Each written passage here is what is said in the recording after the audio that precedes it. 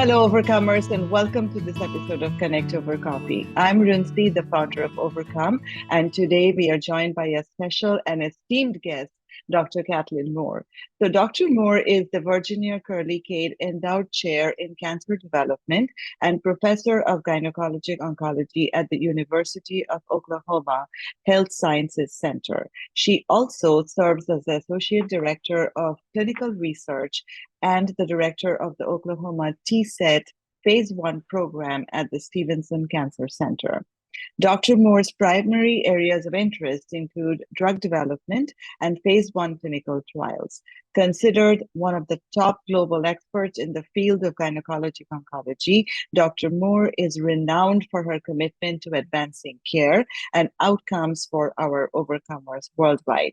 Dr. Moore is back to this episode of Connect Over Coffee by popular demand, by demand from our overcomers who want to listen from her and get her guidance on all things ovarian cancer. So join us for the next 45 minutes to an hour as we chat with Dr. Moore about all things ovarian cancer, all the developments and the advances happening in this space, clinical trials that are opening and that are doing great. And if you have any questions as we go along, please type in the comment sections below and we'll try to get it addressed post the discussion.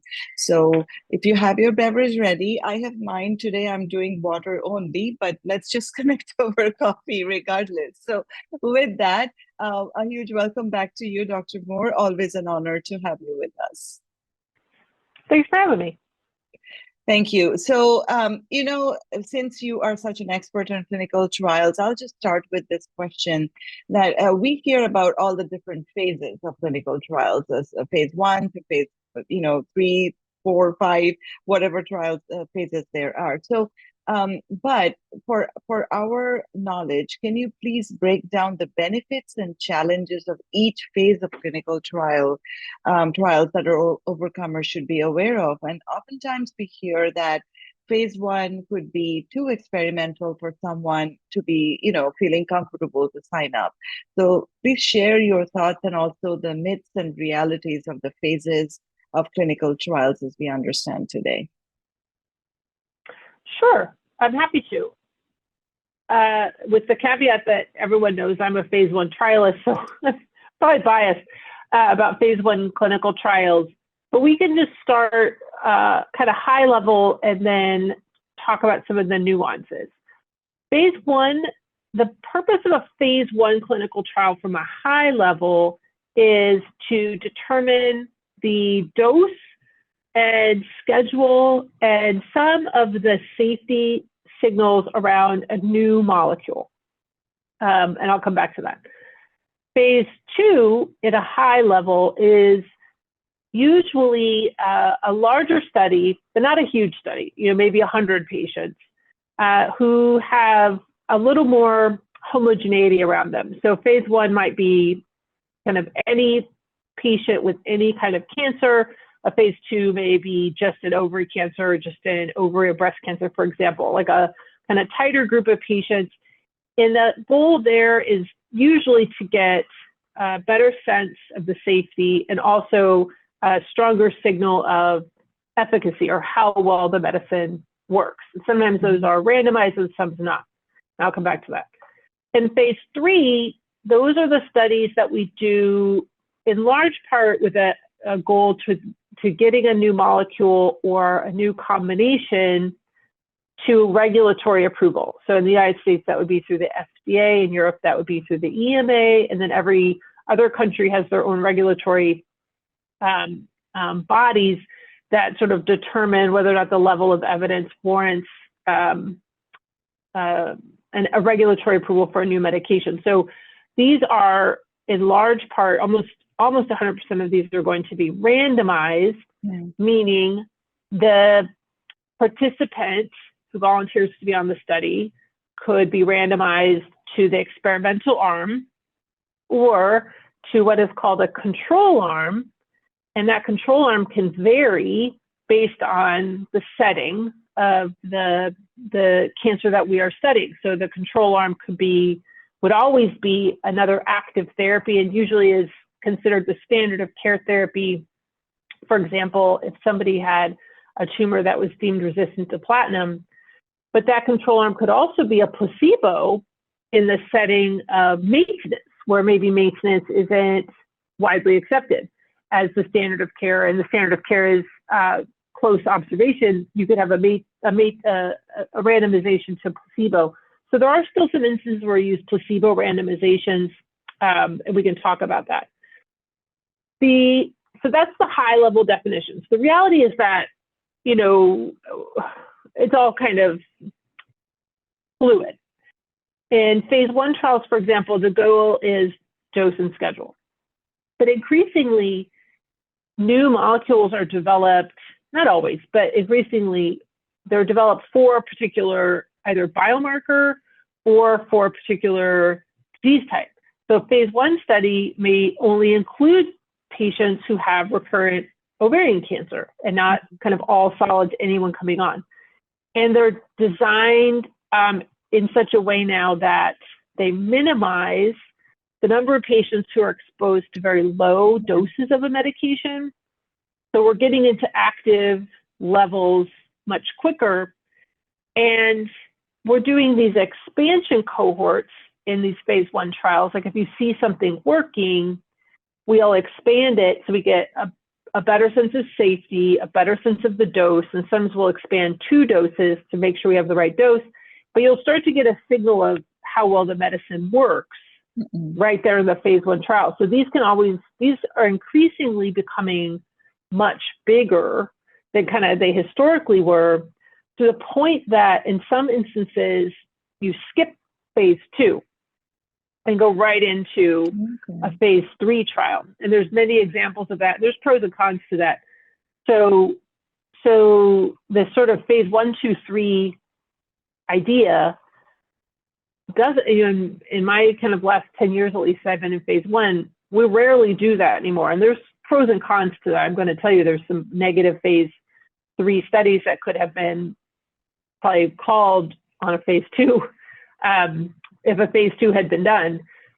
But there's also some phase 3 studies that were run based on phase 1 data that now have new medicines, you know, brought to market and available for our patients much quicker. So there's pros and cons to that kind of expedited development. So it's not as linear phase 1, 2, 3 as you might otherwise think. So for phase 1 trials, I'll just go back to that. You know, like you said, this is more of a, for the lack of a better word, more of an experimental, you know, initiation of something promising. Let's put it that way. So when patients are, you know, are given that option for a phase 1 trial recruitment, what do you typically see in terms of the interest level? And then also, what would be an average number of patients that get recruited? And the question that I'm posing, the reason behind that is oftentimes we get, you know, messages and emails from our overcomers that want to get signed up on a phase 1, but there are too few spots to sign up. So the one phase 1 trial may have only 10 patients that are recruiting, but there are several hundreds that are interested. Have you ever come across that situation? And what would be your guidance? Yeah, all those things happen. I'll take the questions one by one. Phase 1 trials are a variety of flavors. We have brand new molecules, brand new pathways, where we don't really have, you know, we might have animal models that show efficacy, but we don't really have any kind of basis to say what I expect in a human being until we get it into a human being. Those are called first-in-human studies, and sometimes there's first-in-human of a drug that kind of exists and is similar, you know, is similar to something that exists. And then there's first-in-human studies like of a brand new pathway. Those are very different things, you know, from a patient standpoint, because I have both of those.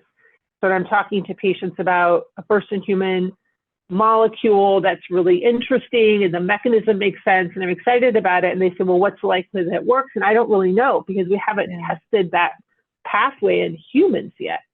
So those are very new.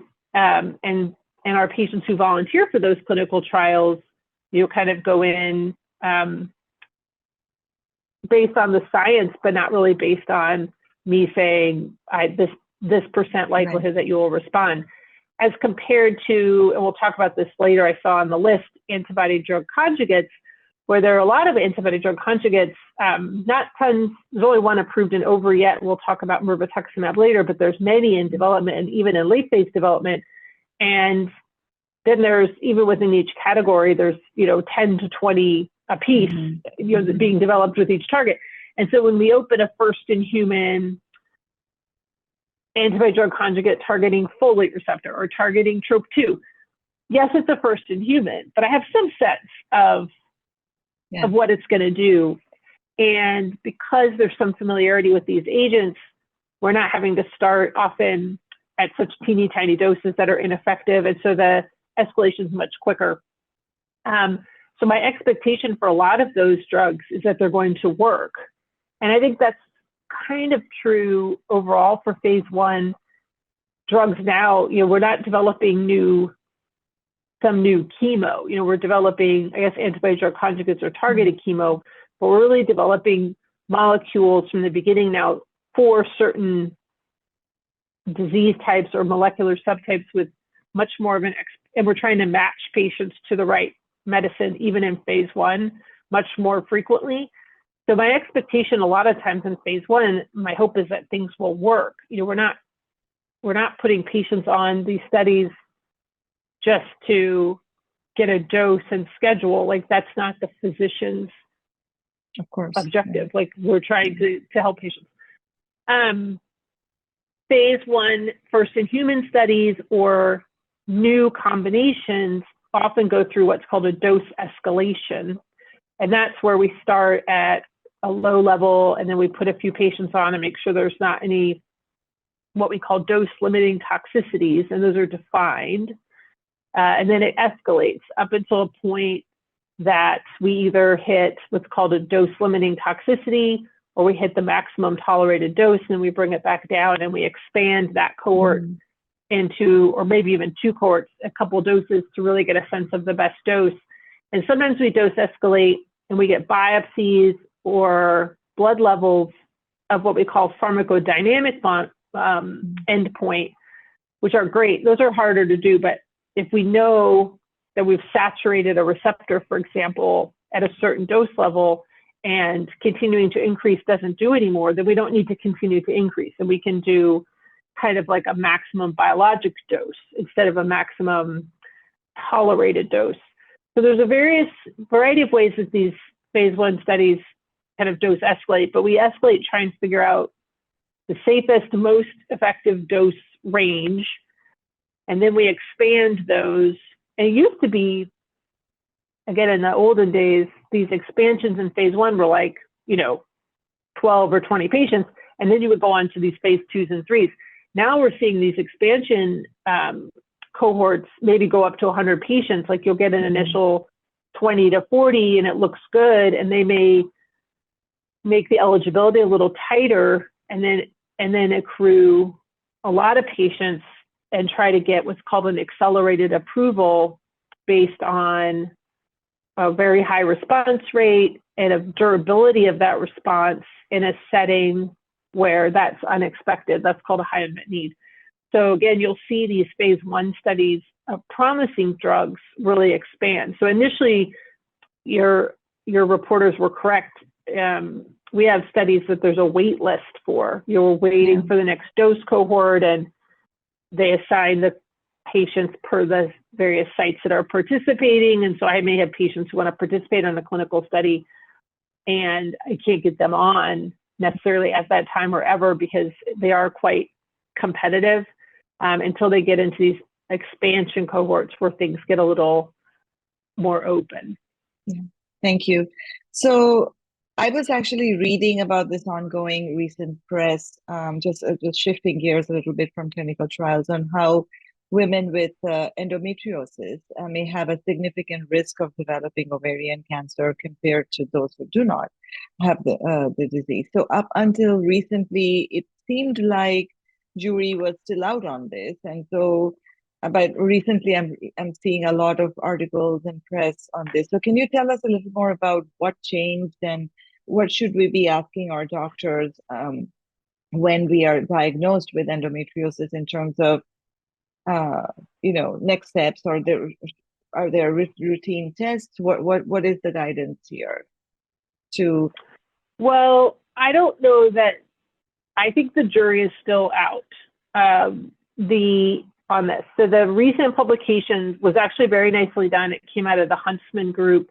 It was a collaboration between the Huntsman Cancer Center in Utah and an epidemiologic group in Boston. I can't remember which, I'm embarrassed to say which academic center, but they combine, so they're epidemiologists, which are incredibly important at looking at kind of population-based kind of prevalence of a disease and trying to make associations with a number of things, risk factors, for example, smoking or obesity, in this case, endometriosis. And so they did this very large group of patients, because Utah, I guess, has this really kind of incredible registry, which I didn't even know about. So I read the article, and they found that patients who had severe endometriosis had like a 19 times higher prevalence of ovarian cancer. But this isn't high-grade serous ovarian cancer that they're talking about. So number one, I think it's just sort of linking what you find in the epidemiologic database without kind of centralized review of pathology is sort of one question I have of this research. But they do acknowledge that they're mainly, they call them type 1 tumors, which you don't really use that term anymore. But these are potentially, endometriosis associated cancers, or low-grade serous or low-grade endometrioid clear cell, not high-grade serous. So that's one thing to say. And then the second thing is whether or not the endometriosis caused these cancers, or whatever the factors that led to the endometriosis is what sort of causing this higher prevalence. That's a little bit, unknown as well. The pathophysiology behind why some patients get terrible endometriosis is starting to be elucidated, I will say, and there are actually medications they are developing for it now, which may be highly efficacious here. But we still don't entirely understand it. Just this idea that the endometrium creeps out the fallopian tubes and implants is overly simplistic. But I don't doubt that they find an association, but I don't think we can say it's causal. Okay. And so that's the difference.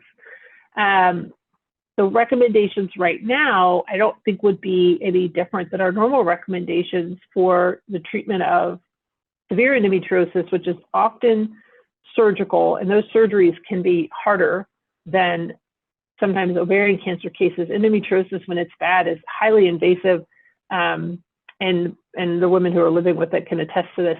It affects fertility and quality of life and pain and many things. And we also do endocrine therapies to try and shut down what drives endometriosis, which is estrogen. And then we sort of know in some of our lower grade ovarian cancers, again, not high grade serous, we're talking about low grade serous or grade 1, grade 2 endometrioid ovarian cancers and others, those are often driven by estrogen as well. So if there's some pathophysiology behind why a particular patient has excess estrogen, for example, that may be causal here, and that may be one mechanism by which these tumors are growing in a setting of endometriosis, but I think that needs to be further elucidated.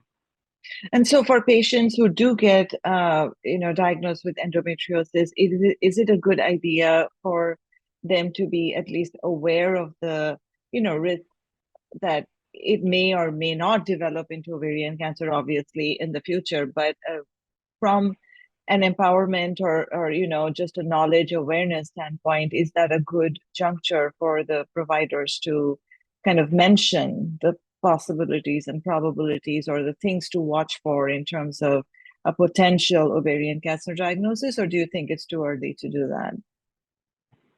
Well, no, but we've known that for a long time. I think one of the things, and this is endometriosis. So now we're talking about endometriosis-associated cancers, which again, I'm not sure that's clearly pulled out of registry data. But endometriosis-associated cancers, we've known about for a long time, and we see those in patients who have known endometriosis and are put on unopposed estrogen.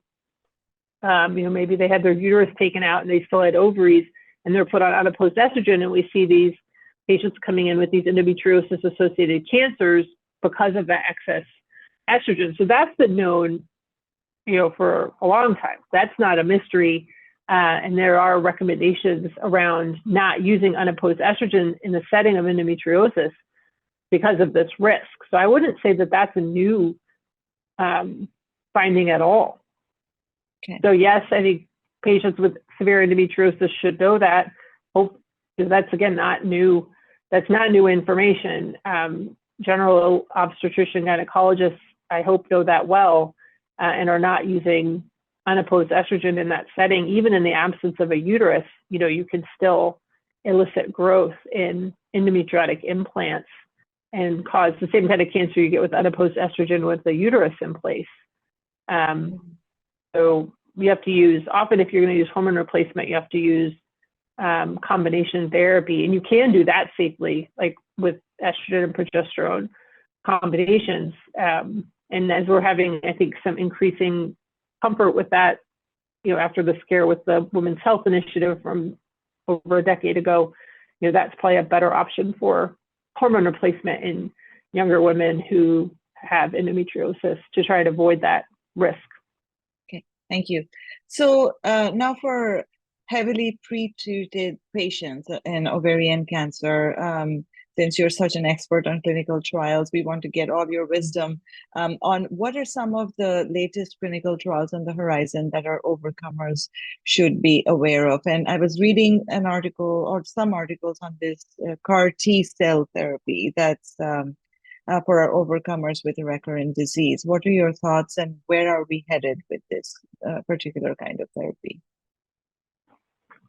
Well, I wouldn't even say for our patients who are heavily pretreated, I would say for patients whose tumor has become resistant to platinum, okay. There's sort of there's many buckets, but there's sort of three main buckets where there's a lot of activity in developing novel therapies for ovarian cancer. And in no particular order, they are antibody drug conjugates, novel immunotherapies, and agents that target DNA damage response. Mm-hmm. And so I would say that for patients whose tumors are resistant to platinum, number one, we want to make sure everyone has been tested for folate receptor alpha, because there is now an FDA-approved medication in mirvetuximab or Elahere for tumors that are folate receptor alpha high, and an NCCN listing for really any tumor that's got more than 25% expression of folate, which I think it's variably reported depending on the assay. But for example, we use Caris, and it just tells me how much folate's there, 5%, 40%, 70%, 90%.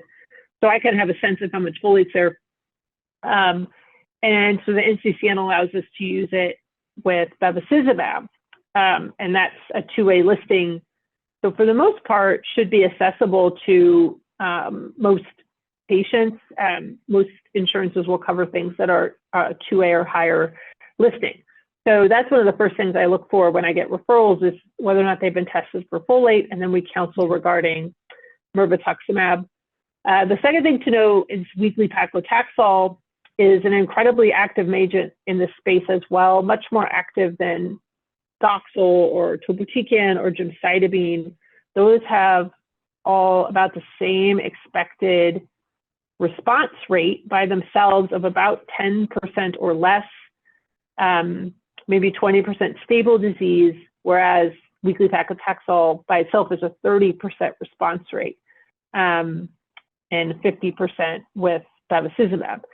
So I do think it's important to know those two pieces of information from a standard of care standpoint to make sure someone's fully counseled as to what their options are.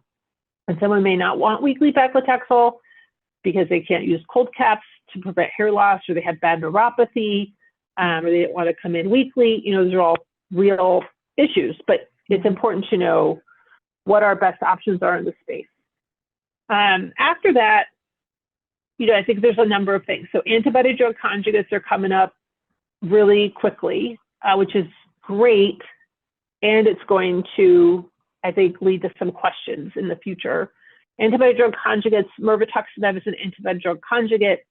You can think of these like an arrow, and the head of the arrow is programmed to find a protein that is tumor associated. I wish I could say they're tumor specific, but most are not. They're tumor associated. So there's a little bit on normal cells, which is why we get toxicity.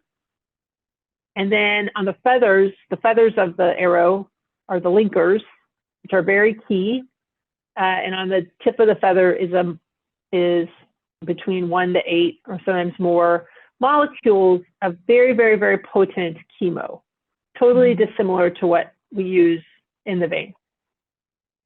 So mirvetuximab targets folate receptor alpha, and it has about 4 chemos on each feather, on each of the arrows, and it has a microtubule toxin as its payload, which isn't paclitaxel, but I guess it'd be most similar to paclitaxel, but it's not paclitaxel.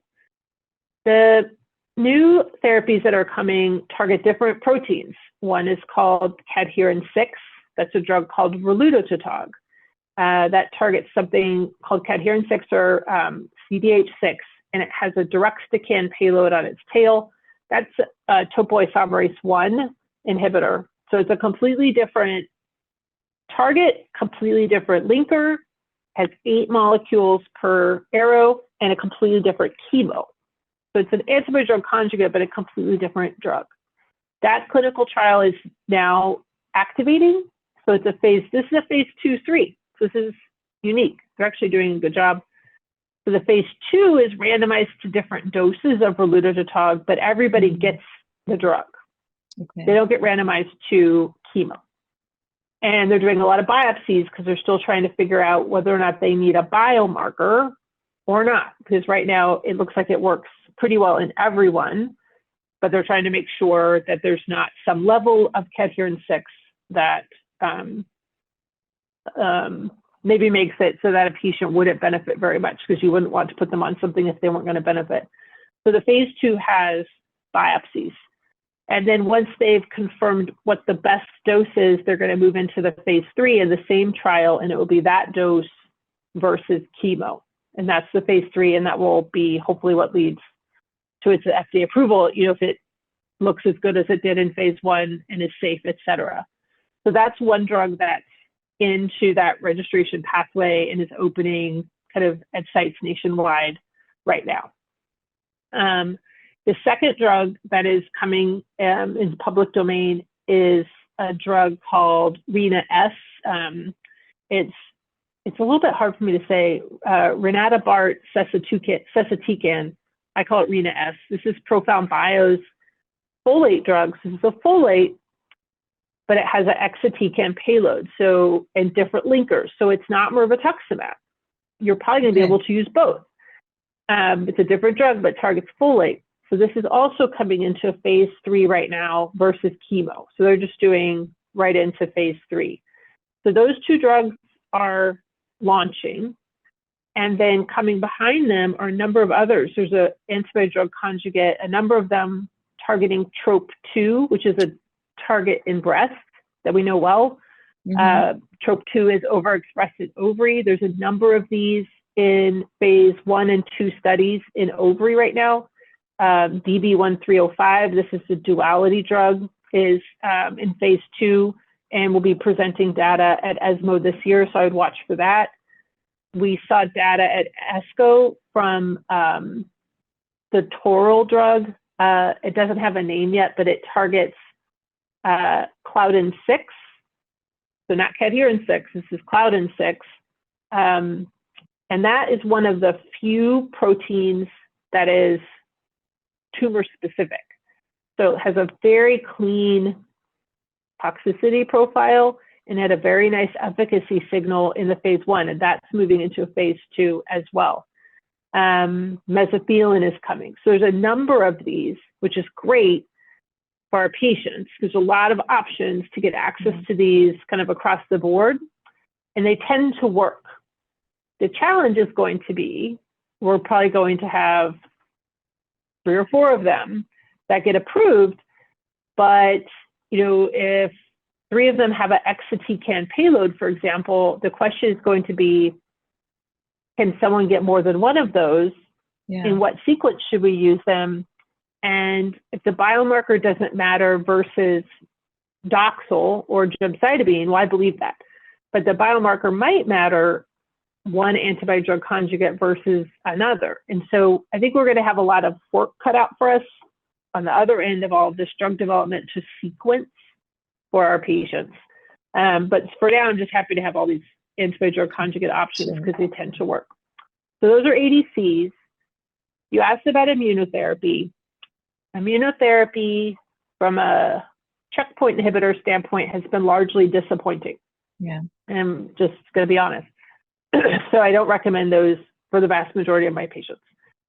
But we say immunotherapy like it's all just checkpoint inhibitors like pembrolizumab or Opdivo or Imfinzi, which are great drugs, by the way, just not for ovary. But that's not immunotherapy. That's just immune checkpoint inhibitors. There's immunotherapy. There's bispecifics coming. There's a number of these in development. These are antibodies that hit 2 things: tumor-associated protein plus immune system, and try to bring them together and get your body to create an immune response inside of you. And then there's what we call adoptive cell therapies. And these are engineered T cells and CAR T, where through a variety of technology, we externally manufacture an immune response and give it back to the patient. So the one that's furthest along is the Adapt Immune study it's called Surpass-3. This is an engineered T cell. So how this works is the protein that engineered T cells go after are typically what we call intracellular. They're not on the cell surface. They're in the cell. And to be presented to the immune system, you need these MHC class molecules, or HLA. And so it's linked to a certain HLA subtype called HLA2. It could be 201, 202, 203. There's a number of these. So we test, you're born with that. You get one HLA from your mom and one HLA from your dad. It doesn't say anything bad or good about you. It's just the type of HLA you have. But the drugs are designed against the most common type of HLA, which is HLA 201 or whatever. So we test for that first, and that's a blood test or saliva, or we get it on Caris. That's how we get it. Then we test the tumor, in this case for a protein called MAGE-A4. And if a patient has both of those, they're eligible for this program. And so what it basically entails is a patient says, well, I want to come on this engineered T cell. We test for HLA, we test for MAGE, they're positive. Then they get something called an apheresis, which basically we filter their blood and send it off to Adaptimmune, and they pull out the T cells, because we all have T cells floating in our blood all the time. They pull them out, and they engineer them to kill things that have MAGE-A4. MAGE-A4 is really only on, not entirely, but mostly on tumor cells. And then they expand that to be like 1 billion of them. So they're engineering your T cell outside your body and then expanding it to be 1 billion of these fighter jets. And then they call us up and say, hey, and that takes weeks. That runway is about 6 weeks. So you have a patient on another therapy for as long as they need it during that. So if they call back and say, hey, I have your patient's T cells, we're ready to go, are you ready? And I'm like, well, I just put her on this antibody drug conjugate, she's doing fine, then they freeze them. And you can keep treating your patient, which is what you want to do. And when that patient starts to progress, instead of just like hanging on to the last shred until I pull it off, I can say, hey, let's come off, you're starting to progress. We can roll to the T cells. We have them send them. They get 4 days of chemo to get rid of their ineffective immune cells, and then we admit them to the hospital and they get their 1 billion T cells back, either with or without an immune checkpoint inhibitor, but both arms get the T cells. And we watch. And so we've had patients get this and not need treatment again for over a year. So these are pretty exciting opportunities where you basically give someone an immune response, and then it should continue to propagate to maintain that immune response for some period of time. And this is the SURPASS-3 study is the first phase 2. This is a phase 2 to really, the first adaptive cell therapy to get to phase 2 in ovary. And then you're referring to the CAR T. CARs are a little different than engineered T cells. CARs aren't limited by HLA, so anyone can come on. They target cell surface proteins with these chimeric antigen T cell receptor, kind of off the shelf product rather than being manufactured for the patient. They're a little more off the shelf, and they're a little bit not behind, but just not as much work to date in ovary until recently when we saw the report out of University of Florida, or actually Moffitt, pardon me. And then we've seen some interesting CARs come out of the program at Penn. So I think we're starting to see some active CARs come out for ovary in phase 1, and we just need a little more data before those move forward. But those are pretty darn exciting. Yeah. But you don't wait until someone's had 8 lines of chemo to think about these. Like if a patient's like, I'm interested in that. I'm interested in that, and I don't want to like get weekly Taxol and 8 other things before, because they're a big whack. You know, you get 4 days of chemo to eliminate your inactive immune system. So you have to be healthy enough to get that. And it's outpatient, it's fine, but you have to have a healthy immune system to get that. And then we admit you to the hospital and give you 1 billion of your fighter jets back. You know, it's almost like you're not infected, but it's almost like inducing kind of sepsis. You get a fever, you get rashes, your body's just getting a massive immune blast. And we know how to manage this and do supportive care. And then we follow things as an outpatient, but we can't wait to try this, until patients are quite ill and have had all these lines of therapy and their bone marrow is really kind of on the margin. So these are things you have to ask about a little bit earlier. Thank you. Wonderful long answer. No, very, very insightful and exciting. Thank you for sharing. So, I'm going to come back to Marv, and again, it has so much promise. And I was reading that how it has improved the progression-free survival, the ORR and the OS, as you all call it, compared to the chemo. Now, this is you talked about the folate receptor alpha positive patients, right? So what I'm understanding is majority of that significant improvement, as we are calling it, is for the folate receptor alpha positive patients. So as far as first of all, help define what is the significant improvement. What does that mean when we say that they are progression free or their overall survival with MARV has improved significantly? What is it that we are talking about? And then for our folate receptor alpha negative patients, what is on the horizon for them to also kind of get excited about the new therapies coming out? Sure. Mirvetuximab, the MIRASOL study was done in folate receptor alpha high. So I think it's important to point out, just like we're learning with HER2, which is another target, I haven't talked about that, we used to say negative positive. And that's probably wrong because, negative is 0. Yeah. Less than 0. MIRASOL was done in folate, right? So folate receptor alpha in MIRASOL was high. So that's defined as 75% of cells have 2+ intensity of staining or higher. So that's the definition. And then medium is greater than 50%, and then low is 25% to 50% patients with 2+ or higher. So all those patients are folate receptor alpha positive, just not high. So the MIRASOL study was just done in high. And in that population, there was a statistically significant. So when we talk about significance, there's clinical significance and there's statistical significance. And sometimes they don't align. In this case, in my opinion, they do. but there was a significant improvement in both progression-free survival and overall survival. In both cases, about a 30% or greater reduction in the hazard of progression or hazard of death during the time period of the study as compared to patients who were randomized to the other arm. And so that is both clinically and statistically significant. Mm-hmm. Is it as clinically significant as I want it to be? No. I want more. I want more than 30% improvement. Sure. And so I think we're working on that. However, in the history of platinum-resistant ovarian cancer clinical trials, I think we have to acknowledge it's been a rocky road. And the last time we had a clinical trial show an improvement in progression-free survival, which is the time that a patient is on that clinical trial from beginning until progression. That's progression-free survival.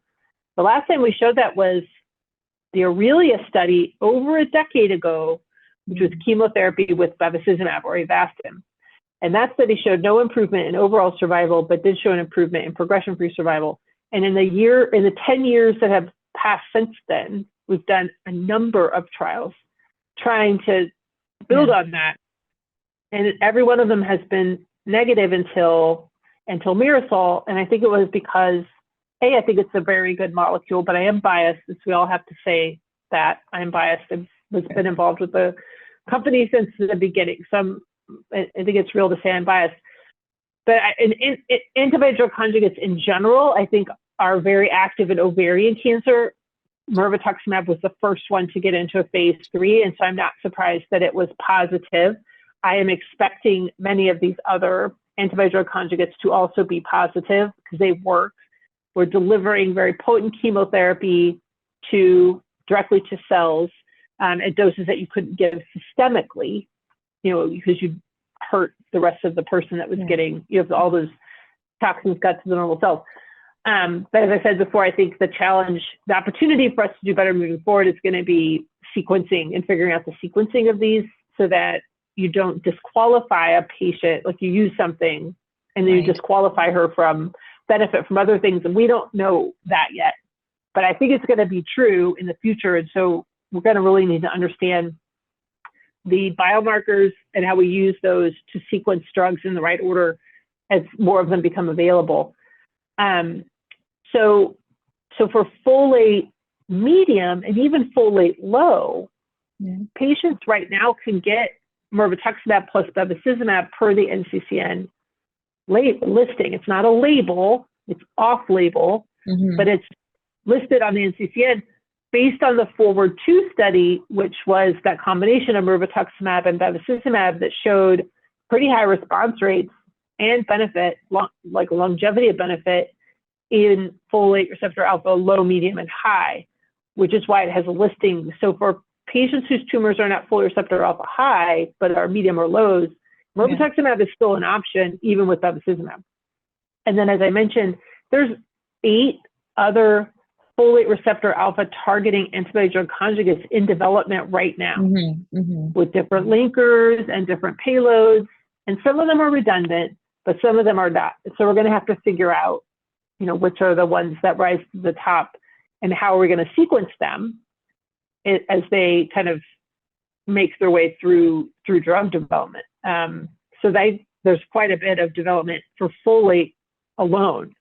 And then there's 20 TROP2 ADCs in development and a bunch of HER2 is another, it's a minimum, HER2 is, HER2 negative, we used to say HER2 negative based on understanding of breast literature with just Herceptin, or HER2 positive with HER2 3+ or 2+ with a confirmatory FISH testing. And everything else, HER2 FISH negative or HER2 1+, was just called HER2 negative. And in endometrial cancer, we've been testing for HER2 for a long time. And so the clinical charts, actually, I'm just charting on a patient I saw in clinic today, and the charts for the last few years say, it's actually a patient with breast cancer, blah, blah, blah, HER2 negative, but she's HER2 1+. But it was called negative for forever until these antibody-drug conjugates came on the scene in breast, and they look amazing. And we're seeing the same thing now in ovarian and endometrial, where we have to go back and reclassify HER2. Negative is 0. Everything else maybe could be considered for one of these drugs. But again, HER2 what if I'm HER2 1+ and folate receptor alpha 2+? Which is the better of those two drugs if you had both available? If you had trastuzumab deruxtecan and let's make them both 2+, because that's NCCN listed too, right? Folate 2+, HER2 2+. Both of them are NCCN listed right now.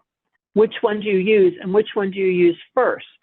No one knows, and that's a problem, because it might matter. So that's where we are. But it's a good place to be because there's a lot of drug development, but also we just got to get on the stick and start figuring out the sequencing and the biomarkers when we're going up against another active drug. I have no doubt it's going to be better than Doxil because it's not an active drug. But when I go up against another active drug, what's my best choice for my patient at this time?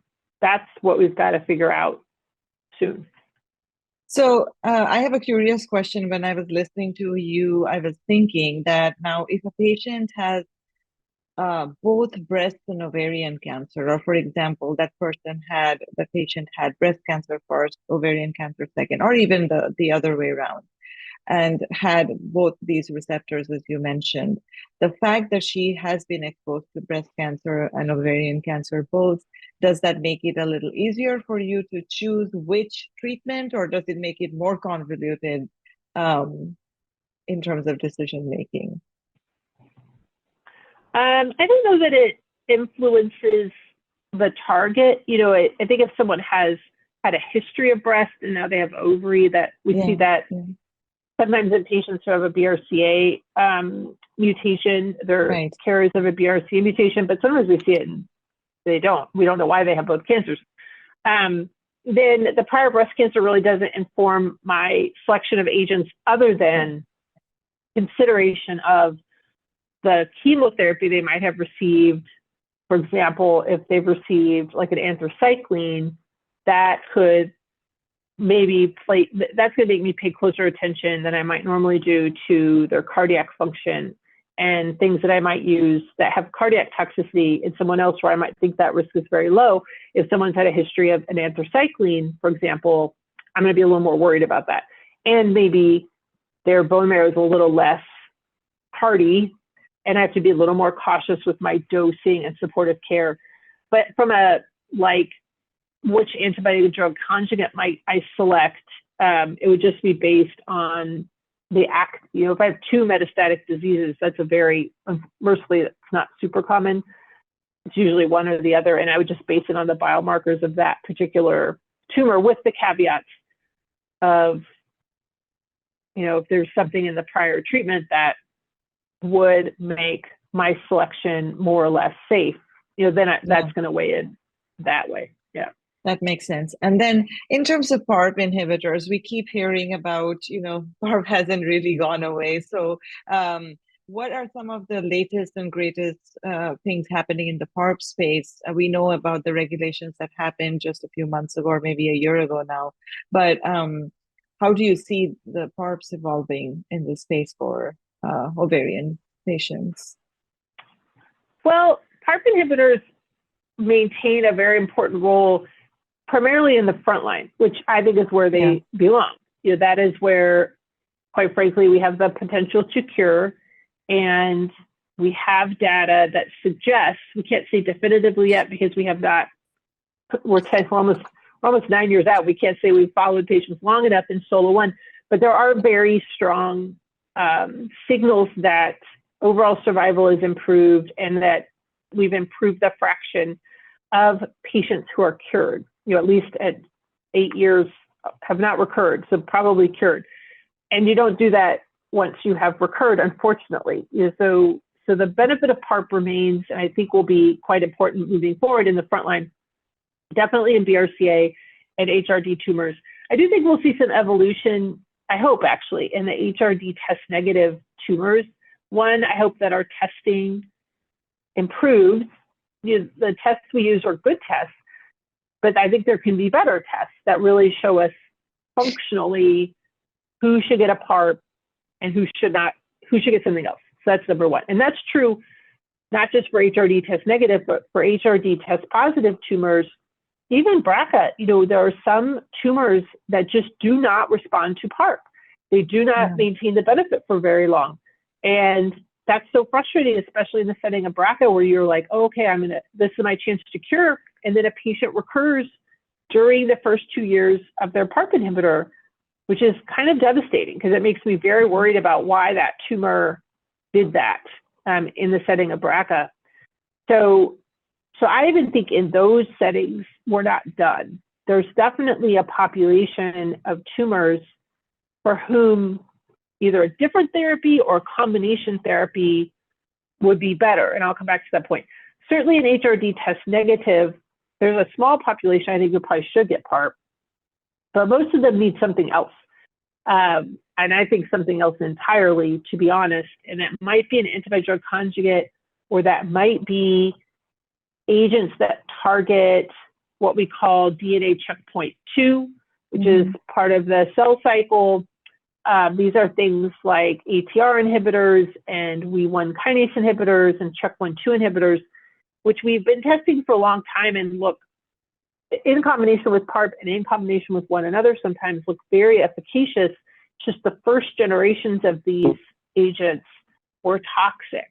And we could get them in combinations, but they had to have real finicky sequencing schedules and a lot of oversight to keep patients on safely. And those are hard to roll out into the general population and say, hey, take this drug for 3 days, and take this drug for 2.5 days, and then take 2.5 days.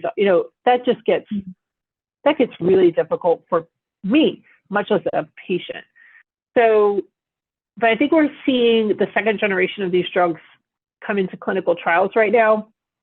And I am hopeful that we're going to be able to better match tumors that are HRD test negative to the right drugs that will help that tumor and improve progression-free and maybe even overall survival for that population. But there's a lot of murmuring in that space right now to try and help do better than the PARP inhibitors. Because honestly, PARP inhibitors don't belong there. I just don't think. PARP inhibitors should be where there's a biomarker, and that's BRCA and HRD. But I'll come back to the earlier point I made. Is I hope that I have some really smart colleagues, Ian McNeish and Charlie Gorley, and others who have big data sets prospectively collecting right now, where they're really looking and annotating data on patients who have BRCA and other molecular features, and then watching them as they get PARP, and hopefully gathering data along with clinical trials to help us identify those patients like that have a BRCA mutation, but we know from the beginning that BRCA mutation is maybe going to be problematic, and that we need to treat that group of patients with a PARP inhibitor plus something else, like a pulse theta inhibitor or USP1 inhibitor, or maybe even an ATR inhibitor. That data exists as well. And I do believe we're going to get to the point where we can identify our at-risk tumors, even amongst the BRCA, and then design clinical trials for them, where you're doing a doublet potentially versus PARP. But you don't want to do that in all comers, because then you're going to massively overtreat patients who either don't need the 2 drugs or won't benefit from the 2 drugs. Right. So I think that's the future with PARP inhibitors. Is they're here to stay. They should probably be just used in biomarker selected populations, and that probably the next phase will be combinations, but it should be a patient's tumors who we have some pretest prediction that that tumor is at risk for early progression on PARP, early being within the first 2 years of PARP. Like not, I'm not talking about early. That's early to me. For BRCA tumor, it should not respond. It should have progressed in the first 2 years of PARP. So how do we fix that? So I'm pretty excited for those combinations, and those are in phase 1 now. We have pol theta PARP, we have USP1 PARP, like Artios has a pol theta PARP that's looking nice. Roche has a USP1 PARP combination they're all in phase 1 and phase 2. So I would be watching for those. And there's honestly PARG. There's a number of these DNA damage drugs that are in phase 1 in combinations with PARP. And the place where those fit is in the front line, but only in patients who we think their tumor is at risk for early progression. And we still have to really figure out who those patients are. You're such a treasure chest of information. I had so many other questions, but I know that we are getting to the top of the hour. So just wanted to, we'll have to do a part 2 with you because I didn't even get to the other questions that I had. But in general, we know that you're a surgeon, you're an oncologist, you're a drug developer, a hospice and palliative care provider as well. In all of these roles that you have undertaken, what has been your greatest learning that you want to share with our overcomers that are listening today? Well, that's an hour in of itself. I think that I'm always learning, and sometimes I've been really wrong about things. And so I think being humble is number one. Not actually number one. That's not number one. But being humble about drug development, because there's just more that we don't know than we do know. There's a lot of things I don't know. And so we kind of figure that out and then look back on things we've done and go, why the heck did we design the trials this way? So you have to be really humble about what we do. Always be learning from all medical oncology, what everyone else is doing. Like, we cannot be in a silo in GYN oncology. We have to be paying attention kind of across the board. There's brilliant people doing brilliant things in medical oncology and in translational science. And so really trying to, as much as possible, keep some tendrils out there so we're listening and learning from our colleagues, doing great things in other tumors, I think will help serve our patients better. But I think the number one thing that I've always said, I believe this, but I think this has really come back to be true in drug development and things that I'm trying to do now, is really trying to keep the patient voice centered on like what we're doing and what we're developing and how, the language that we use. There was an interesting editorial that's been a little back and forth on the nuances of it, but around just saying like toxicities are manageable and acceptable, when there's 20% of patients with grade 2 mucositis. Well, that's manageable, but it's also miserable. So, just really trying to make sure that we are thinking about everything with the patient at the center and not just sort of asking what they think once we've done something, which is kind of what we've done for a long time. It's something I'm trying to do much better at right now. So I think that's probably this year's learning and goal. Fantastic. And so just in closing, Dr. Moore, what is your message of overcoming that you would like to share with our overcomers listening? Well, number one, thank you for listening. I think I was all over the place today, so sorry about that. You have so much to give. I don't know what to say. I think that being advocates for yourselves is just really key. This is, even though I live and breathe ovarian cancer, it is a rare tumor, and a lot of providers, a lot of physicians and providers, you're brilliant at a lot of things, but maybe they don't see a lot of patients with ovarian cancer, and it's just hard to know everything about every tumor. I just have the utmost respect for our colleagues who are general providers. And so I think advocating for yourself and making sure you're not feeling sad about asking for second opinions, and bringing that back to your very smart physician who probably cares a great deal about you, but maybe is grateful that you're like, oh, I could try this, or this trial is 100 miles away from my house. I'd like to do that, so that you can make sure that you're not missing out on opportunities that might otherwise be helpful to you, or waiting until you're, they've tried everything that is in their armamentarium, and then you've kind of been excluded from a lot of interesting trial opportunities because of limits online. So I think it's just sort of early advocacy and making sure that you are empowered with all the potential options you might have is really key. And I would say most physicians are fine with that. And if they're not, then perhaps you need a new physician. But most are fine with you like reaching out and kind of gathering options from reputable sources. So I think it's self-advocacy is sometimes your best weapon. Thank you so much, Dr. Moore, on that message of empowerment, self-empowerment. We love that. And we also love that teal that you're wearing in honor of our community today. So thank you. And overcomers, I'm sure that you enjoyed this very insightful episode with Dr. Moore. And if you have any questions, as we said, please pass it along. We'll try to get it addressed for you. And we will be back with the next episode of Connect Over Coffee very soon. Until then, you keep inspiring and keep overcoming. Thank you and bye.